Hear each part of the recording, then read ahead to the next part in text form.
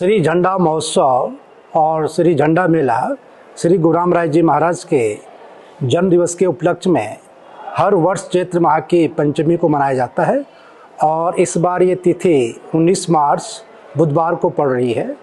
और मैं थोड़ा सा इतिहास बता दूं, श्री गुरु रामराय जी महाराज सिखों के 7वें गुरु श्री हरराय जी के ज्येष्ठ पुत्र थे और उनका जन्म पंजाब में सन 1646 को हुआ था और सन 1676 में श्री गुरु रामराय जी महाराज पंजाब छोड़ के इस दून घाटी में आ गए थे।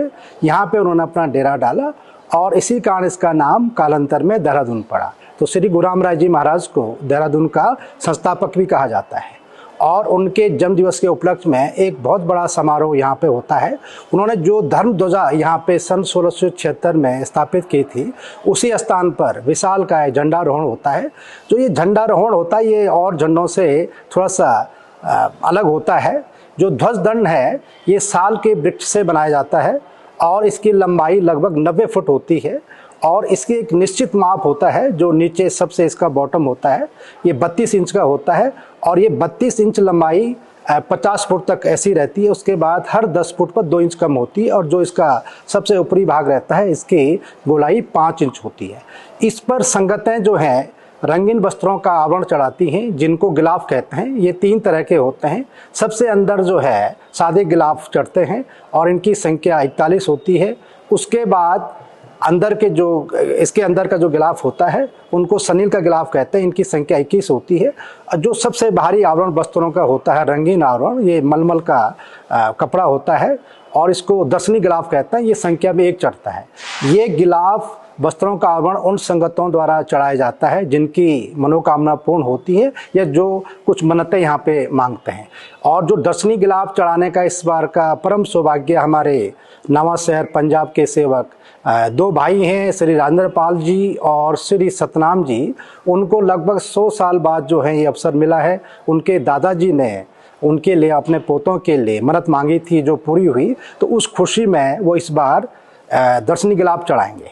तो ऐसी मान्यता है कि जो भी दरबार साहिब में आस्था के साथ भक्ति भावना के साथ मत्था टेकता है, गुरु महाराज उसकी हर मनोकामना को पूर्ण करते हैं। झंडारोहण का जो मुख्य आकर्षण है, दरबार साहिब का जो पश्चिमी द्वार है वहाँ पे एक चबूतरा है, तो वहाँ पे ध्वज दंड को फहराया जाता है। और जैसे मैंने अभी शुरू में कहा कि ध्वज दंड पे जो है 3 तरह के वस्त्रों का आवरण चढ़ता है और ये संगतों द्वारा चढ़ाया जाता है। तो सबसे पहले सुबह पूजा अर्चना के बाद हमारे दरबार साहिब के जो राज पुरोहित हैं, वो जो वर्तमान में स्थित झंडे जी हैं, उनको उतारा जाता है, उसका अवरोहण होता है और जो उस पर वस्त्रों का आवरण होता है उसको संगतें जो हैं प्रसाद के रूप में ग्रहण करती है। और इस बार नए झंडे जी चढ़ाए जाएंगे जो अभी हमने जो हमारा भंडारी बाग बॉम्बे बाग स्कूल है वहाँ पे रखा है और 16 मार्च को सुबह 7:30 बजे संगतें बड़े आदरपूर्वक इस नए झंडे जी को दरबार परिसर में लाएंगे। तो सुबह पूजा अर्चना के बाद इसको पंचामृत और गंगा जल से इसका स्नान कराया जाएगा। उसके बाद इस पर जो है फिर नए गिलाफ चढ़ाए जाएंगे और 1 बजे से लेकर और 3 बजे तक जो है ये पूरी प्रक्रिया चलेगी। उसके बाद झंडे जी को अंतिम रूप दिया जाएगा और शाम 4 से और 5 बजे के बीच जो है नया ध्वज दंड जो है अपने स्थान पर फहराया जाएगा। तो इस अवसर पर बहुत सारी संगतें, लाखों की संख्या में हमारी संगतें दरबार परिसर में आती हैं, सेवा करती है और गुरु महाराज के दरबार में मत्था टेकती है। और ऐसा अटूट हम सबका विश्वास है कि जो भी दरबार साहिब में आता है उसकी हर मनोकामना पूर्ण होती है। और इसके लिए हमने पूरी तैयारियां कर ली हैं। सबसे जो महत्वपूर्ण तैयारी होती है कि इतनी लाखों की संख्या में जो हमारे देश के विभिन्न राज्यों से और विदेशों से भी हमारे एनआरआई आते हैं, उनके लिए ठहरने की, रहने की व्यवस्था और लंगर की व्यवस्था, भोजन की व्यवस्था और टॉयलेट्स, वॉशरूम, पानी की व्यवस्था, तो सब अच्छी व्यवस्था जो है हमारे दरबार में हमने कर ली है। इसके अलावा जो हमारे स्कूल्स हैं आसपास के और देहरादून की जितनी भी धर्मशालाएं हैं, होटल्स हैं, और सबसे महत्वपूर्ण बात जो हमारे देहरादून की संगतें हैं, सेवक हैं, वो भी बाहर से आई हुई संगतों को बड़े सम्मानपूर्वक जो हैं अपने घरों में ठहराते हैं और किसी भी तरह की कोई दिक्कत नहीं होती है। तो बहुत अच्छी व्यवस्था हमने की है, सारे रहने की व्यवस्था। और जो भोजन के लिए जो हैं 3 बड़े लंगर जो हैं 24 आवर्स यहाँ पे चलते रहेंगे दरबार परिसर में, तालाब में और माता वाला बाग में। इसके लिए हमने पानी की बहुत अच्छी व्यवस्था की है। तो जगह जगह जो है हमने ट्यूबवेल वगैरह और जो टंकियां जो हैं, बहुत बड़ी टंकियां जो हैं पानी की रखी हैं।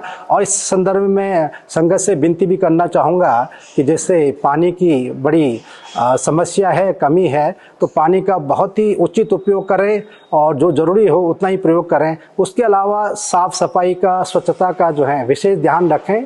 और इसके अलावा जो संगतों के स्वास्थ्य परीक्षण के लिए उनको कोई स्वास्थ्य संबंधी कोई दिक्कत न हो, इसके लिए श्री महंत इंद्रेश अस्पताल पटेल नगर की डॉक्टर्स की team, nursing staff, paramedical staff जो हैं दरबार परिसर में 24 आवर्स जो है तैनात रहेगा।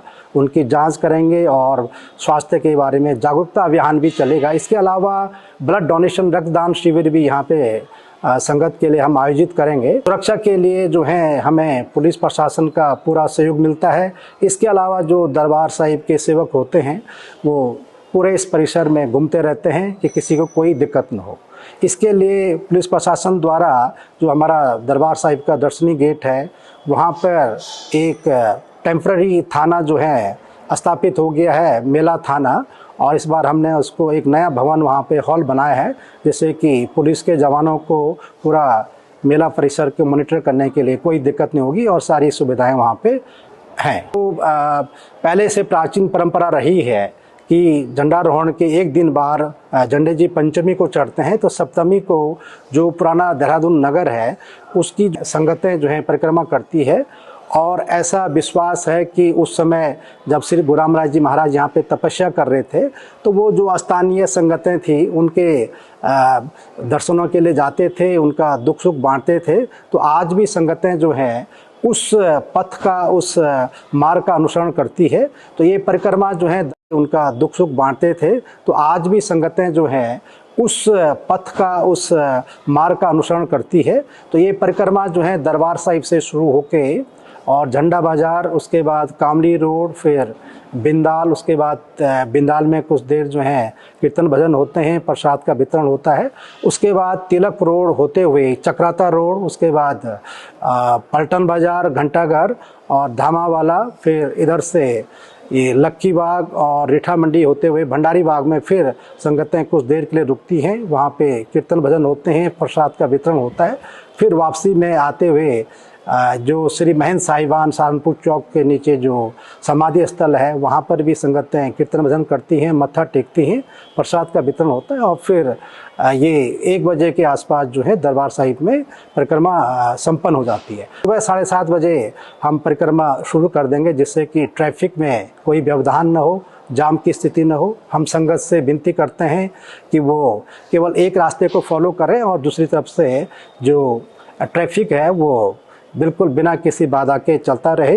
तो इसके लिए हम विशेष प्रयास करते हैं कि आम पब्लिक को कोई दिक्कत ना हो। देखो, जो झंडा मेला है ये आपसी प्रेम का, भाईचारा का, एकता का, सौहार्द का मेला माना जाता है। इसमें हर संप्रदाय के, हर धर्म के लोग आते हैं और यहाँ पे मिलजुल कर सेवा करते हैं। साझा चूल्हा होता है, तो किसी भी तरह का भेदभाव नहीं होता है। सब मिलकर जो है मेले को आगे बढ़ाते हैं। और ऐसी मान्यता है कि जो भी गुरु महाराज के दरबार में आस्था के साथ, भक्ति भाव के साथ मत्था टेकता है, गुरु महाराज ने हमेशा उसकी झोली को भरा है। और यही कारण है कि 400 साल जो हैं गुरु महाराज को यहाँ पे आए हुए हो गए हैं। तब से लगातार जो है संगतों की संख्या बढ़ रही है और ये उत्सव, ये समारोह उसी निष्ठा के साथ, उसी उत्साह के साथ जो है मनाया जा रहा है। जब झंडारोहण का समय होता है शाम को 3 और 5 के बीच में, उसमें झंडा दरबार परिसर जो है खचाखच भर जाता है, आस्था का समुद्र उमड़ आता है और कहीं भी जो है तिल रखने की भी जगह नहीं होती है। लेकिन हमारी जो संगतें हैं, जितने भी सेवक हैं, बड़े अनुशासित हैं और बड़े व्यवस्थित ढंग से जो हैं वो इस पूरी प्रक्रिया को आगे बढ़ाते हैं। तो किसी भी तरह की कोई दिक्कत नहीं होती है। मैं फिर भी विनती करूँगा कि वो बड़े व्यवस्थित होके और जो इतनी भीड़ होती है उसमें धैर्य रख के और जो बड़े बुजुर्ग हैं, महिलाएं हैं या बीमार हैं, उनको पहले जो है देखने का अवसर दें। बाकी दरबार परिसर के चारों तरफ जो है हमने एलईडी लगा रखे हैं और लाइव इसका टेलीकास्ट भी होता है यूट्यूब चैनल के द्वारा।